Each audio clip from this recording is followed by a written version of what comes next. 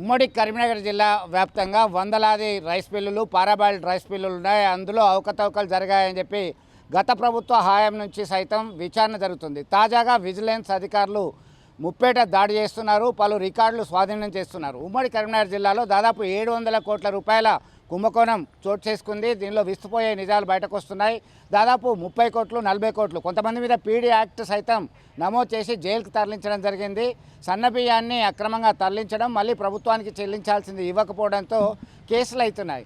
గతంలో బ్లాక్ లిస్ట్లో పెట్టిన వాళ్ళని సైతం మళ్ళీ కరోనా తర్వాత అనుమతి ఇవ్వడంతో ఈ అక్రమాలకు అడ్డు అదుపు లేకుండా పోయింది. ఇదే అంశానికి సంబంధించి మనతో మాట్లాడడానికి సిపిఎం నేత ఉన్నారు, వాసుదేవరెడ్డి ఉన్నారు. వాసుదేవరెడ్డి, చెప్పండి, ఎట్లా చూడొచ్చు దీనికి సంబంధించి? అనేక తనిఖీలు, ఆంక్షలు ఇవన్నీ అవుతున్నాయి. అయినప్పటికీ కూడా విచ్చలవిడిగా ఇవన్నీ అక్రమాలు చోటు చేసుకుంటూనే ఉన్నాయి. ఇటు రా రైసు, పారాబాయిల్డ్ రైసు, ఇట్లా వివిధ రకాల రైస్ మిల్లులకి మనకు ఉమ్మడి జిల్లా అడ్డాగా మారింది. దీనిలో అత్యధిక అక్రమాలు సైతం చోటు చేసుకున్నాయి. ఎట్లా చూడొచ్చు? ప్రభుత్వం నుండి మద్దతు ధరకు కొనుగోలు చేయడం కోసం ధాన్యాన్ని మద్దతు ధరకు సేకరించి వివిధ సంస్థల ద్వారా ఐకేపీ కావచ్చు, అట్లాగే పిఎస్సిఎస్ కావచ్చు, ప్యాక్స్ కావచ్చు, ఇట్లాంటి సంస్థల ద్వారా ధాన్యాన్ని సేకరించి మిల్లులకు పంపించి మరాడించి మళ్ళీ వాటిని లెవీ రూపంలో బియ్యాన్ని పెట్టాల్సినటువంటి రైస్ మిల్లర్స్ మొత్తం కూడా పెద్ద ఎత్తున అవినీతికి పాల్పడ్డారని చెప్పేసి గత 6 సంవత్సరాలుగా ఈ తంతు కొనసాగుతుంది. 1-2 కాదు, అనేక మిల్లుల్లో ఈ తంతు కొనసాగుతూ ఉంది. అయితే న్యాయంగా సరైనటువంటి రీతిలో చేసేటువంటి మిల్లర్లు కూడా ఉన్నారు, ప్రభుత్వానికి ఇస్తున్నటువంటి వాళ్ళు కూడా ఉన్నారు.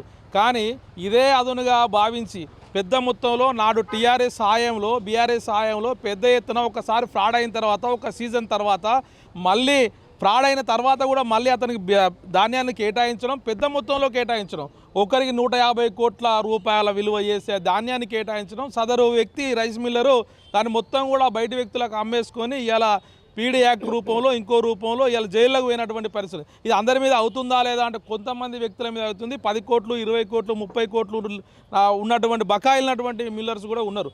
అయితే కాంగ్రెస్ ప్రభుత్వం వచ్చిన తర్వాత వాళ్ళ మీద 6A కేసులు కావచ్చు, పీడీ యాక్ట్లు కావచ్చు, ఇట్లాంటివి పెడుతున్నారు. అయినప్పటికీ కూడా ప్రభుత్వానికి చెల్లించాల్సినటువంటి, ప్రభుత్వానికి ఇవ్వాల్సినటువంటి బియ్యాన్ని మాత్రం ఇవ్వడం లేదు, ప్రభుత్వానికి చెల్లించాల్సినటువంటి డబ్బులు కూడా చెల్లించట్లేదు. అంటే ప్రభుత్వ ఖజానాకు భారీగా గండిపడుతుంది. దీన్ని ఎట్లా చేస్తే ప్రక్షాళన చేసే అవకాశం ఉంటుంది? ఉమ్మడి జిల్లాలో సుమారు 600 నుంచి 8 కోట్ల రూపాయలు రైస్ మిల్లర్స్ యజమానులే బుక్ చేశారన్నది బహిరంగ రహస్యం.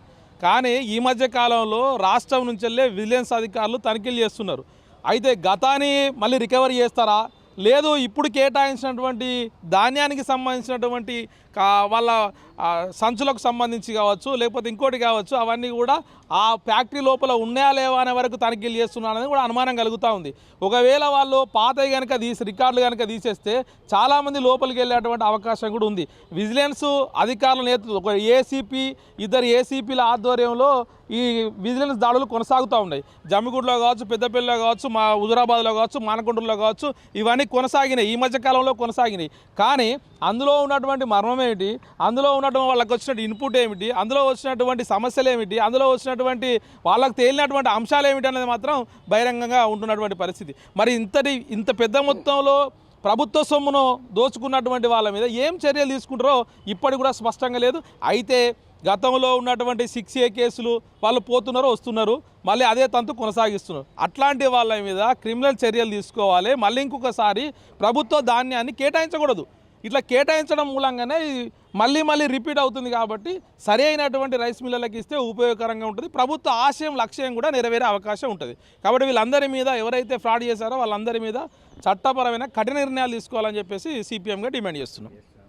మొత్తం మీద తప్పు చేసింది ఎవరైనా సరే ఎలాంటి ప్రలోభాలకు లొంగకుండా ఖచ్చితంగా కఠిన చర్యలు తీసుకోవాల్సినటువంటి అవసరం ఉంది.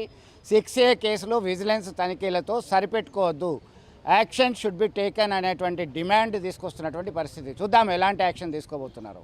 వీడియో జర్నలిస్ట్ సుమంత్తో కలిసి చంద్రశేఖర్, RTV, కరీంనగర్.